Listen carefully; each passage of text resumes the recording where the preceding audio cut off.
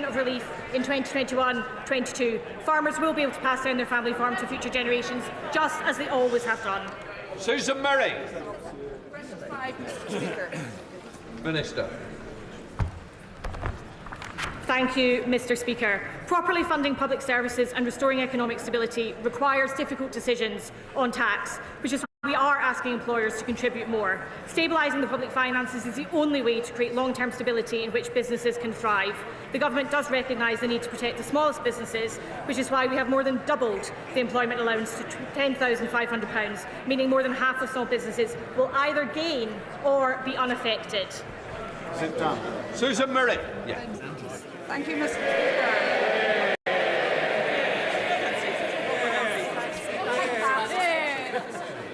One of my constituents has told me about one of their clients who's a business care home owner, which is facing an increase in their operating costs of £70,000 a year as a result of the national insurance increase. Most of their caring staff work on a part-time basis, which suits their family circumstances.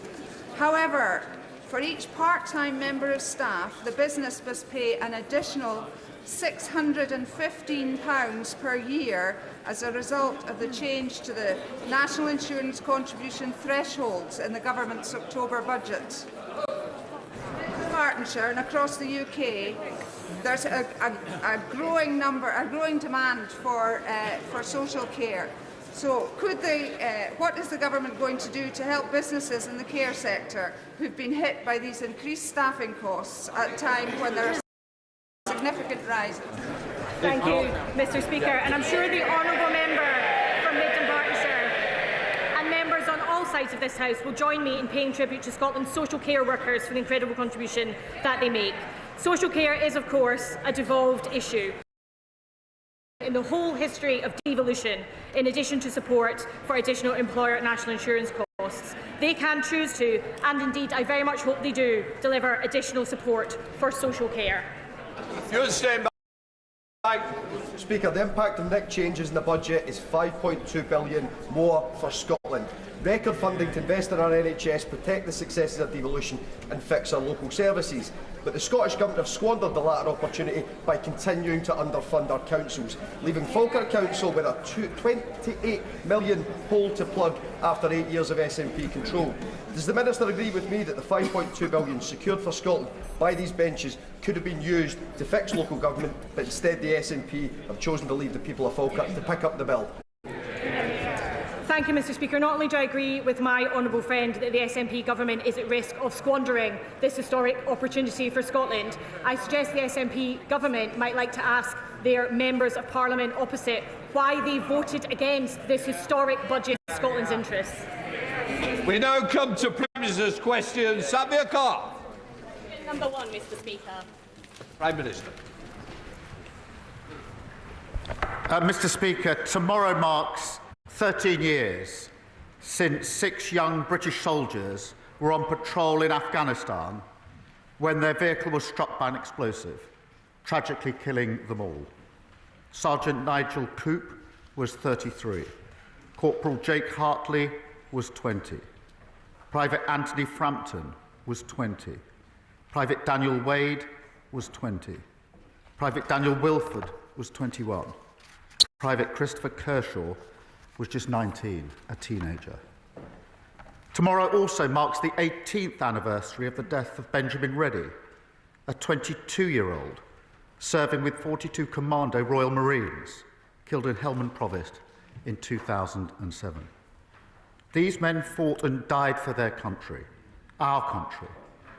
And across the wars in Afghanistan and Iraq, 642 individuals died fighting for Britain alongside our allies. Yeah. Many more were wounded. We will never forget their bravery and their sacrifice. And I know the whole House will join in me in remembering them and all those who serve our country. Yeah. Mr. Speaker, this morning I had meetings with ministerial colleagues and others. In addition to my duties in this House, I shall have further such meetings later today. Samir Khan. Thank you. Mr. Speaker, the Prime Minister has rightly made growth his key mission, but can he outline for my constituents in Southampton Test how our employment rights bill will not only deliver improvements for them, but also put more money in their pockets as part of our plan. Well, I thank my honourable friend. She's doing a fantastic job for her constituents. The Employment Rights Bill is the biggest upgrade to workers' rights in a generation that will benefit more than 10 million workers in every corner of the country. It will tackle low pay, poor conditions and poor job security that hold our country back. It is pro-worker, pro-business and pro-growth. We now come to the Leader of the Opposition, Kemi Bernal. Thank you, Mr. Speaker. Divisions between Ukraine and the US only serve Vladimir Putin. President Zelensky is right to try and rebuild his relationship with President Trump. He is keeping a cool head under very difficult circumstances, and I was glad to see President Trump receive his letter positively. What is the Prime Minister doing to help rebuild their relationship after a challenging week? Minister. Well, she's absolutely right that we need to do everything we can to ensure that the US, Europe and Ukraine are working together on lasting peace. And I'm doing everything I can to play my part in that in regular players at the moment, including talking to President Zelensky yesterday afternoon. Mr. Speaker, I thank the Prime Minister for that answer. All of us in this House know that the British Armed Forces are a huge source of pride to our country. They put themselves in harm's way to defend our values. As the opposition, we support efforts to resolve this conflict, but we cannot write a blank cheque. If British peacekeeping troops in Ukraine were attacked, whether directly or via proxies, we could be drawn into conflict with Russia. Can the Prime Minister reassure all those who are concerned about the UK being drawn into war? Minister. Yes, that's the last thing anybody wants to see. And the whole point of ensuring that there's a lasting peace and that any deal, if there's a deal, is defended, is to avoid conflict, to ensure that we do have peace. The way to ensure we have peace is to ensure there are guarantees for any deal that is in place, because the surest risk that there will be conflict is if Putin thinks that he can breach any deal that may be arrived at. The Prime Minister is quite right, and we on this side of the House agree with him. The objective for his visit to Washington was to get that US security guarantee for Ukraine, and I commend his efforts in this very difficult task. But nonetheless, on Monday, the United States withdrew military aid for Ukraine. Can he update the House on the steps he is taking to persuade America that it is also in their national interest to provide a security guarantee? Prime Minister. I'm pleased to inform the House that on Thursday of last week we did discuss security guarantees. The President made absolutely clear his commitment to Article 5 of NATO, absolutely clear that he would have our backs because of the relationship between our parties, and agreed that our teams would sit down together to talk through security guarantees. I've spoken to him, I think, 3 times since then on the telephone, because it is vitally important that we work with the US, with Europe and Ukraine and make sure that if there is a deal, it has proper security guarantees in place. Kemi Bernal. Mr. Speaker, I know the Prime Minister is not able to comment on specific intelligence matters, and I'm certainly not asking him to do that. However, there are concerning reports that the United States has instructed Britain to suspend intelligence sharing with Ukraine, and other reports that Five Eyes itself may be at risk. We need to make sure America does not disengage. There are some in this House who argue Europe should go it alone. But does he agree with me that without this country's greatest ally, any peace agreement would place a terrible burden on Britain and our taxpayers?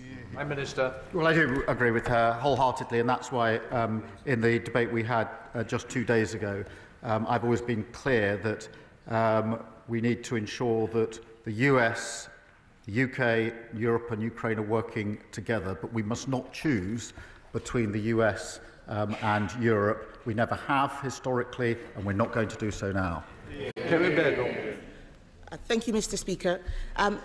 I thank the Prime Minister for his comments on that. He will know that it is not just the security situation that worries people. They are also concerned about trade wars and the economic impact of tariffs like those levelled on Canada and Mexico yesterday. The best way to avoid America putting tariffs on Britain is to reach agreement on a US trade deal. Following the Prime Minister's trip to Washington, have talks on a UK-US trade deal begun? Prime Minister. Well, I was pleased in the meeting I had last week that we did discuss an economic deal and agreed that our teams would indeed sit down rapidly to talk through an economic deal, and that is what they're doing, because, as she rightly says, that is far better than getting drawn into conflict in relation to tariffs. Thank you, Mr. Speaker. I'm glad the Prime Minister has confirmed that those talks have started. People across our country are worried. They're worried about national security. They're worried about whether we can equip our military fast enough. They are worried about whether we will deploy troops in Ukraine and whether we will be able to keep the peace. They are also worried about our economic security. Can we afford all this?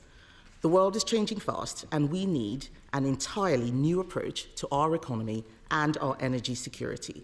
The budget last year halted growth with higher taxes and higher borrowing. Yesterday, farmers were protesting in Whitehall again. People are hurting. Will he now change course so we can have the economic security we know we need for our national security? Prime Minister. We were doing so well.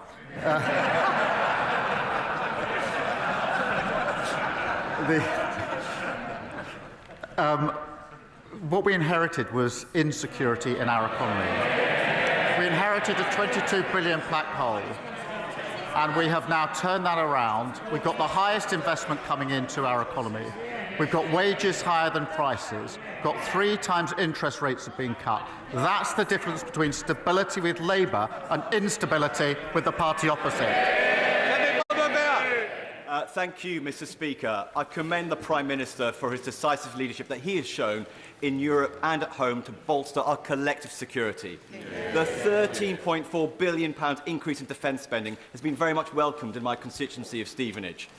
Can the Prime Minister outline how that increase in defence spending will boost jobs and growth in places like Stevenage, and would he like to join me in visiting some of those businesses?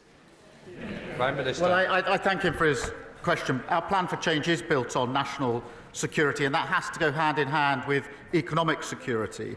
And as we're returning to 2.5% for the first time since a Labour government, that investment must mean UK skills, UK jobs and UK apprenticeships.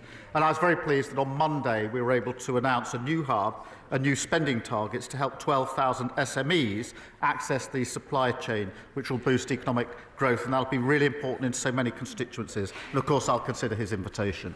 Leader of the Liberal Democrats, Sir Ed Davey. Thank you, Mr. Speaker. Yesterday I visited Kingston's Army Reserve Centre, met members of the Royal Army Medical Service who'd served in Iraq and Afghanistan very bravely. So can I associate myself with the Prime Minister's initial remarks? On Monday, the Prime Minister rightly said a minerals deal only was not a sufficient security guarantee for Ukraine.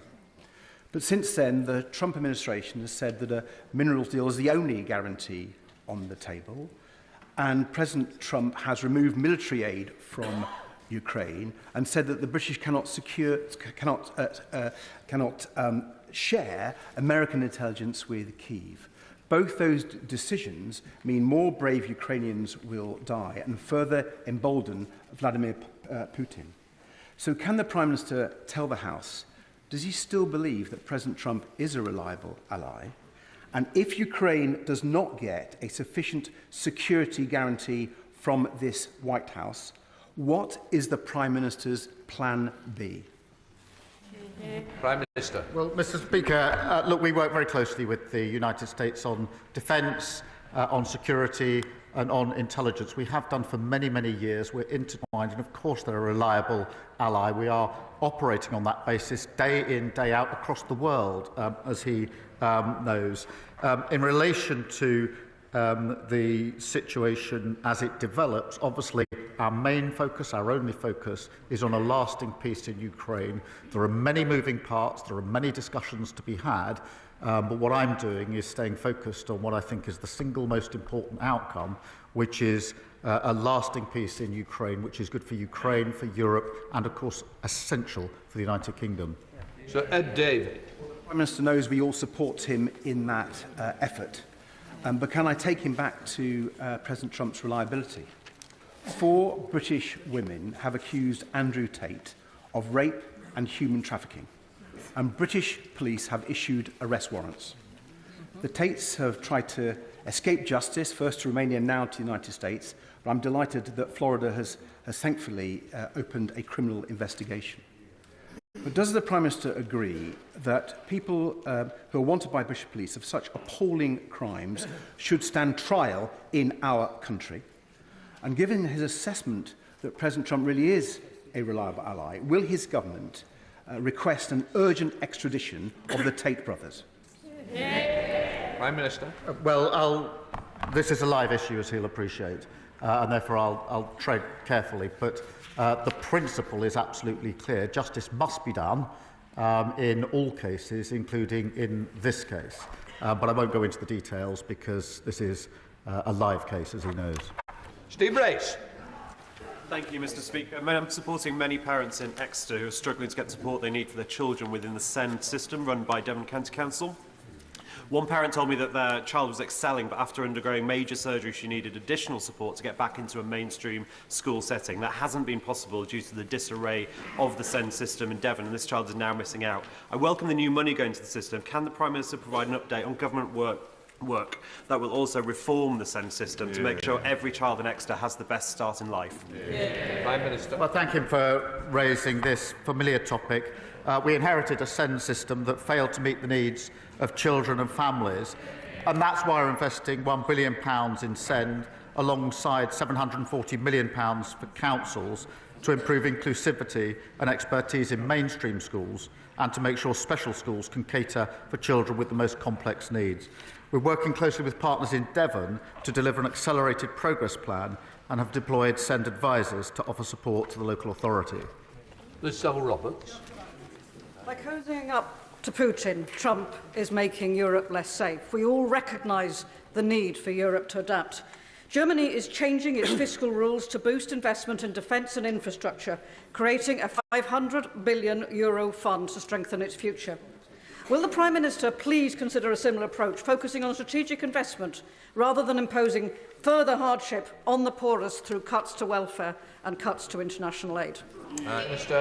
Well, Mr. Speaker, as she knows, I think it's very important if we're to increase defence spending, which we are, to have that fully costed, fully funded, and to put that plan before the House, which is what I did last week. But she talks about fiscal rules, she talks about funding. I have to say, it was highly regrettable that Plaid voted against £1.6 billion to fund public services in Wales. She needs to explain how that helps her constituents and the people of Wales. Kim Johnson. Thank you, Mr. Speaker. This year marks 40 years since the Swan Report exposed systemic racism and discrimination in the education system. And regrettably, none of those recommendations were implemented. One of the most damning injustices in that report was the misclassification of mainly black children as educationally subnormal, as identified in Steve McKean's BBC documentary. And given the historic nature of this and the impact it had on so many, will the Prime Minister consider a public inquiry to provide justice and recompense for those who have been affected? Prime Minister. Well, I thank her for raising this really important issue. All children, young people, must be treated fairly, and there's no place for hate or prejudice in our education system. I'll make sure she gets a meeting with the relevant minister to discuss this further. Chris Law. Thank you, Mr. Speaker. This week, President Trump has ended military aid to Ukraine, reportedly banned the UK sharing US intelligence for Ukraine, and is now seeking to lift sanctions with Russia to appease Vladimir Putin, a murderous, lying dictator. Regrettably, it's clear for now the US can no longer be relied upon for security and peace in Europe. So will the Prime Minister provide leadership to our allies by urgently making the decision to be the first leader to release seized Russian state assets to Ukraine under the established principle of international law, so that Putin must pay as the aggressor? Minister.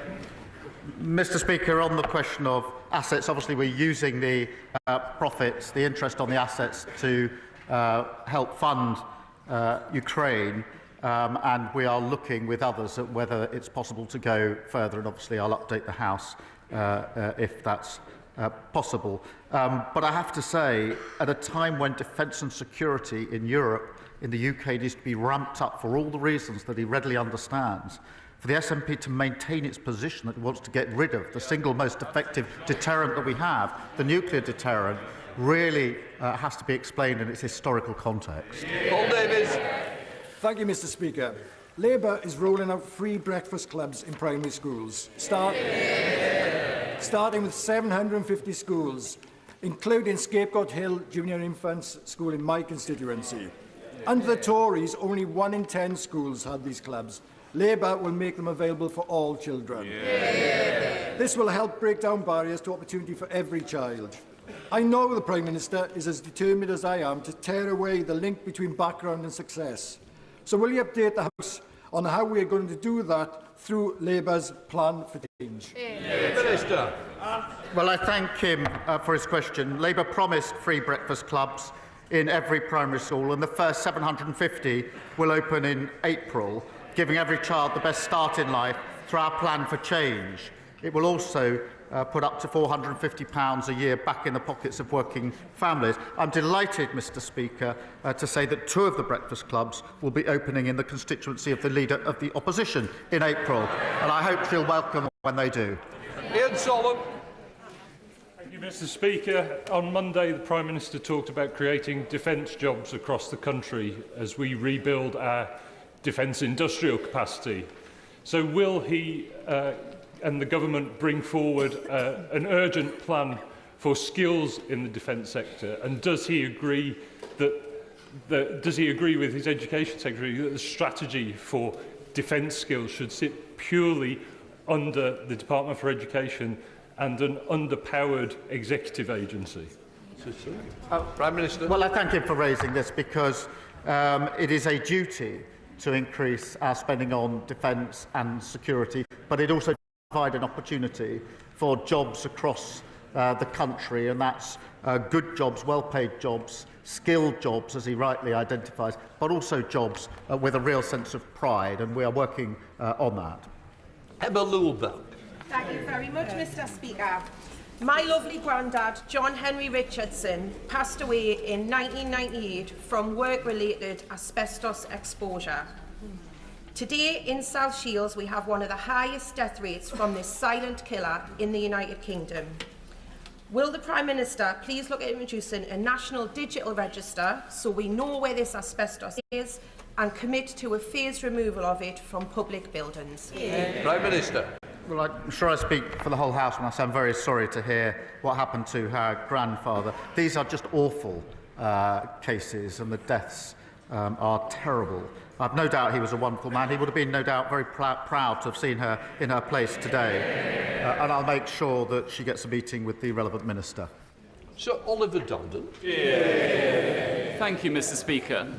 St Hilda's Girls' School looks set to join Emmanuel Jewish Prep as the second school in Bushey alone forced to close because of Labour's VAT hike. This is a double hit to aspiration. First, the parents, many of whom not wealthy, who have described the significant sacrifices they have made to send their children to these schools. And secondly, to the excellent local state schools, including the one that I attended, which simply do not have the places, meaning this policy won't even save money. So may I therefore urge the Prime Minister, even at this late stage, to look again at the failures in this policy.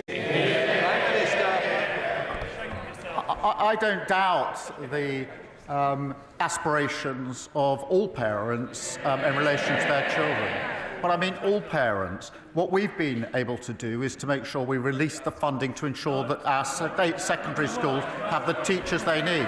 And there's no point the party opposite pretending that they're interested in state education when they left them without the teaching they needed. Dr. Rachel Ball. Thank you, Mr. Speaker.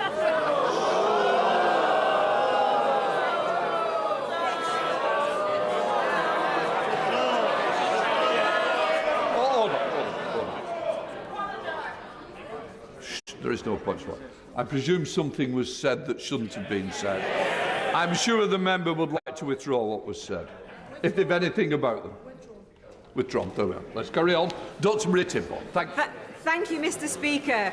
48 children that we know of have been killed by known domestically abusive parents during court-permitted contact visits, including Paul and Jack Seitz, who were tragically murdered at the hands of their father in a house fire. Their mother, my constituent Claire Throssell, has campaigned against the presumption of contact, which allows such abusers to have unsupervised contact with their children.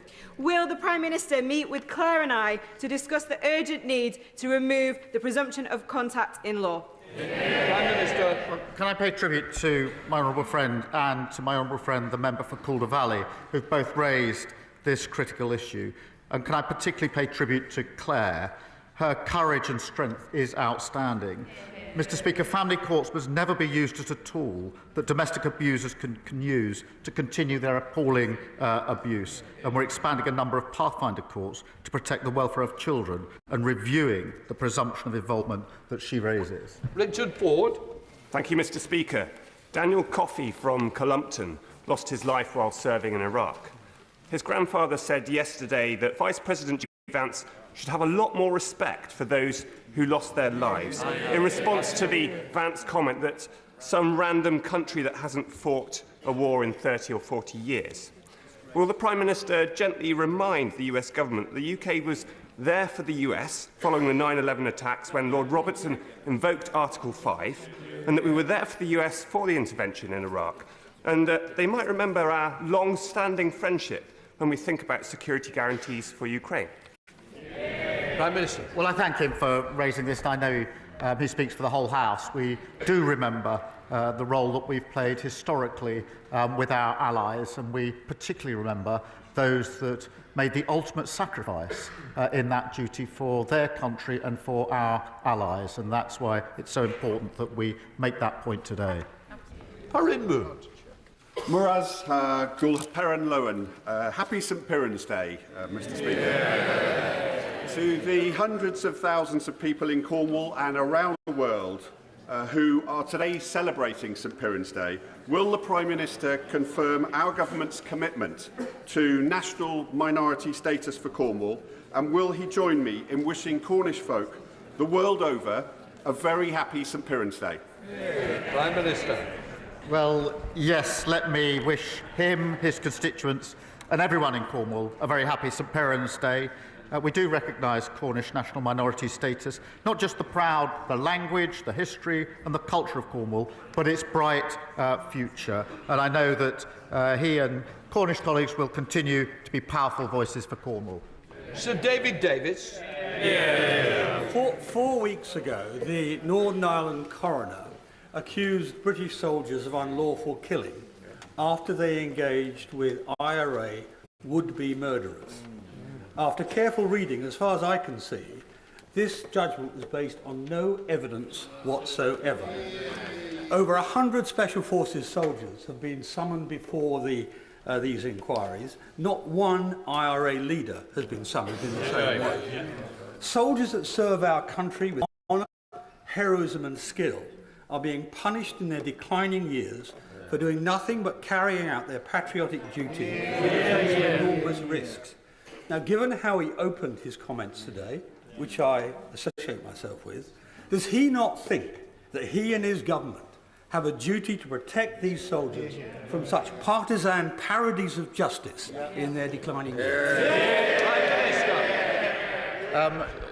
On the particular case, the coroner's ruling, I just haven't seen the details, I'm afraid, so I can't comment on that. On the broader point, it's right that we should protect those who serve our country, wherever they serve our country. Getting the balance right is critically important. I didn't think that the legislation that was put forward by the party opposite achieved that, but nonetheless, I do believe that in the interests of everybody in Northern Ireland, all those who served and all those who are victims, we do need to renew our efforts to find a way forward on this really important issue.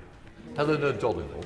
Mr Speaker, my constituents in Hastings Rye and the villages are fed up with the constant failures of Southern Water, dumping sewage in our sea, flooding and leaving us without water for days, all while taking huge bonuses. At the Environment Select Committee, we've been hauling in the water bosses one by one and hearing about their failures, but the boss of Southern Water there finally agreed to give my constituents millions in compensation for a major water outage. Can the Prime Minister tell me how this Labour government is cracking down on the bad behaviour of the water industry? Can I applaud her for her dedicated work on the Environment Committee and obviously in her constituency. Last week, our Water Act became law, which gives new powers to ban the payment of bonuses for polluting water bosses and bringing criminal charges against lawbreakers. We are determined, Mr Speaker, to fix our broken water system after years of companies pumping sewage into our waterways and infrastructure not keeping pace with demand. Wendy Morton. Thank you, Mr Speaker. I pay tribute to the Prime Minister for his efforts to bring Europe together and ensure we can work to restore peace in Ukraine. What the war in Ukraine has also demonstrated, though, is the need for greater food security and stronger supply chains. But if this government forces our farmers to sell their land because of the divisive family farm tax, then it undermines this. So ahead of the spring statement, I'd like to ask the Prime Minister, will he think this policy through again and seek to end it? Because national security needs food security, it needs farming and it needs farmers. Prime Minister. Mr Speaker, we put a record amount in the budget into farming, £5 billion. We've set out a roadmap for farming, which has been welcomed across by the NFU. And as she knows, the vast majority of farms will not be affected by the provisions that we're putting in place. Lead picture. Thank you, Mr Speaker. For months, my constituents in Doncaster East and Isle of Axholme have been telling me how fed up they are with not being able to get an appointment because of the 8 AM scramble. The last thing they need when they're ill is to have to pick up that phone and wait and fight again to be first. It's great news that the government's new GP contract will start to resolve this.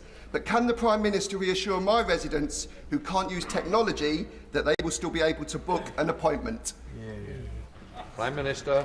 Well, I thank him for this. Last week, for the first time in 4 years, the BMA agreed the GP contract with the government worth an extra £889 million. Patients will be able to request appointments online from October, but I can absolutely reassure my honourable friend and others that this will free up the phones for those who need them most and help end the 8 AM scramble. Rosie Duffy. Thank you, Mr Speaker. Under his Labour government, does the Prime Minister believe the UK's estimated 3 million millionaires should contribute more to our vital national security? Or is it just the world's poorest by no longer benefiting from our international aid programmes, or the shameful almost 6 million children living in poverty in this country who should be paying for it? What happened to the wealth tax, Prime Minister? Prime Minister. Well, I think all should and all do make a contribution at this vital time. Mike Tapp. Thank you, Mr Speaker. These are delicate moments for the country, and the Prime Minister has led with British values, moral courage, decency, as a true statesman, and with skilled and careful diplomacy. All elected politicians in this House, Mr Speaker, must appreciate that everything we say could impact that diplomacy. Does the Prime Minister agree that a united House could help us achieve that lasting peace? Well, let me broaden out his words to the whole House, because I do think that it's hugely to the credit of this House that it is speaking loudly in a united way with one voice in the face of Russian aggression. And that is why we must have lasting peace based on the sovereignty and security of Ukraine. But it certainly helps to all of those observing across the world to see this House speaking powerfully with one voice, united across these benches, and I'm very pleased that we're able to continue in that way. Seamus Logan. Thank you, Mr Speaker. The Scottish fishing industry, by volume and value, is the biggest in these islands. And within my constituency, the port towns of Peterhead and Fraserburgh represent a very large share of that industry in terms of the land it catch and its processing. Now, I'm sure the Prime Minister enjoys the occasional fish supper. So does he agree that their interests and their future must be secured and enhanced as his government pursues economic growth and resets its relationship with the European Union, especially through the forthcoming trade and cooperation agreement negotiations, so that the jobs of the people who work in this sector can never be made expendable for the sake of some other interest? Prime Minister. Well, thank you for raising this, and do recognise the huge and historic importance of the fishing industry in his constituency and others. I'm determined to make the sector more secure, sustainable and economically successful. We've already secured over 720,000 tonnes of fishing quota for the year, worth up to £920 million, including agreements with the EU and with Norway. We also want to tackle problems about labour shortages that he will be familiar with. I'm pleased that his constituents in Peterhead will benefit from £20 million under our plan for neighbourhood, but absolutely do everything we can in relation to this issue. Thank you, Mr. Speaker. Medway Maritime Hospital in my constituency of Gillingham and Raynham has today received a very concerning CQC report following an inspection of the emergency department in February last year.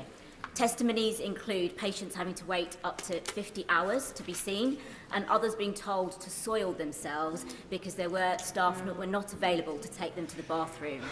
Will the Prime Minister please outline what this government will urgently do to tackle the crisis in our NHS after 14 years of absolute Tory mismanagement? Prime Minister. Well, thank her for raising this case. Her constituents deserve the highest standard of care. The party opposite left the NHS in an absolutely dire state.